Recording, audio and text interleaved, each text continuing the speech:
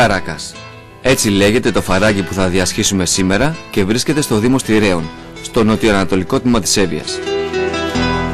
Μια διαδρομή οπωσδήποτε εναλλακτική που σε προκαλεί από την αρχή.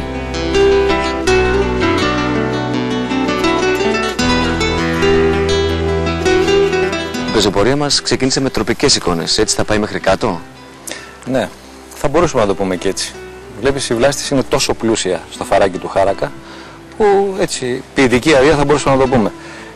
Στο ποτάμι δίπλα, όπως περνάμε, κυριαρχεί η Δάφνη. Οι Δάφνες εδώ είναι μεγάλες. Είναι μέσα στο νερό, φτάνουν και 3 και 4 και 5 μέτρα ύψος. Το τοπίο αναλλάσσεται συνεχώς, η πανίδα είναι πλούσια και η χλωρίδα. Από τη χλωρίδα βλέπουμε θάμνους σχήνων, λιγαριές, ένα είδος κέδρου που εδώ το ονομάζουμε ντελούνια. Όλα αυτά είναι πυκνά, είναι σφιχτά, είναι ακόμα ανέγκυχτα, είναι υπέροχα. Είναι μια πολύ καλή πεζοπορική διαδρομή. Την επιλέγετε συχνά μαζί με τον αδερφό σου? Ναι, πολύ συχνά. Είναι μία από τις αγαπημένες μας διαδρομές. Όλες τις εποχές του χρόνου είναι όμορφα, γιατί όλες οι εποχές κρύβουν ωραίες εικόνες. Αρκεί να μπορεί κάποιος να τις δει.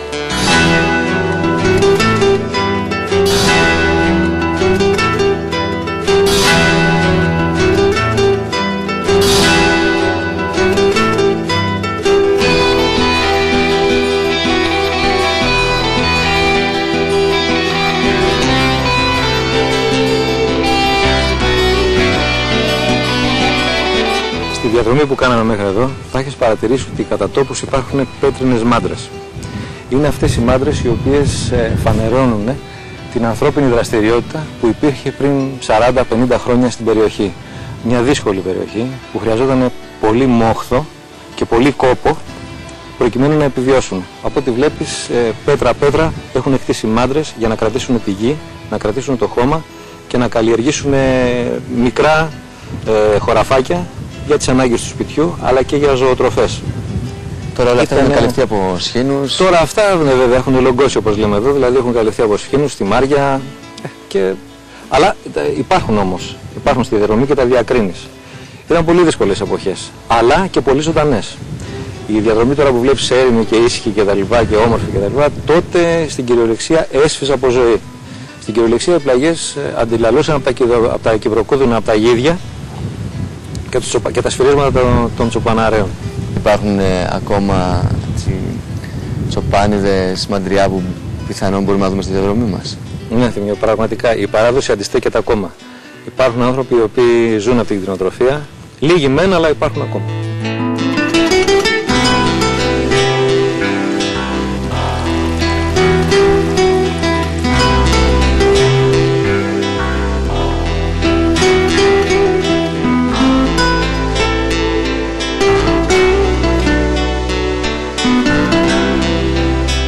Η πράσινη θάλασσα από σχήνους που βοριάσαν κυπουρός φέρνει στην ίδια ευθεία άλλη μια εικόνα που εντυπωσιάζει στο φαράγγι, καθώς η δημιουργός φύση μας κλείνει το μάτι.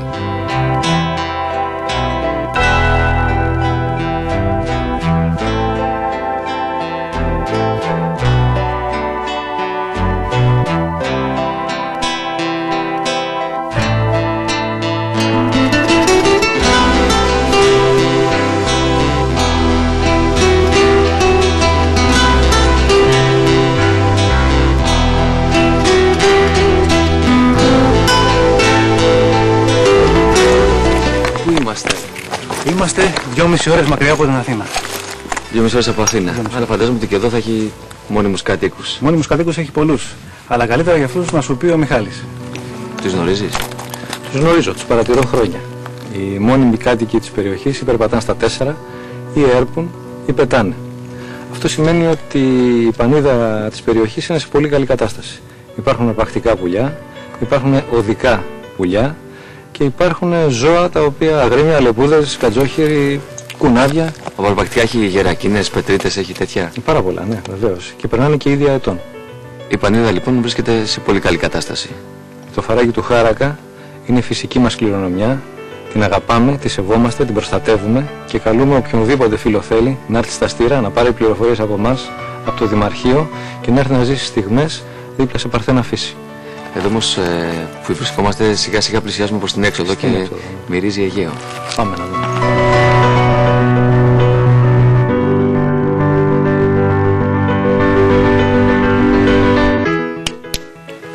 Ανήκω και εγώ στην κατηγορία των ανθρώπων που όταν κάνουν μια πεζοπορία δεν θαυμάζουν μόνο το φυσικό περιβάλλον, αλλά και κοιτάνε κάτω για να μαζέψουν πέτρες που έχουν ενδιαφέρον είτε για το σχήμα τους είτε για το χρώμα.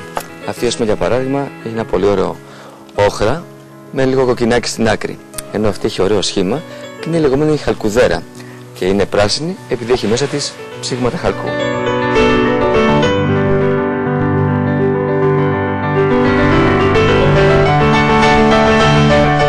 Μετά από περπάτημα 2 ωρών, που με τις στάσεις έγινε 3, φτάσαμε στην κατάληξη αυτού του όμορφου φαραγγιού. Η ομώνυμη παραλία του Χάρακα, ένα μικρό κόσμημα της φύσης που φοράει τα χρώματα του Αιγαίου. Πρόσκληση, πρόκληση για όλους να τα θαυμάσουμε από κοντά.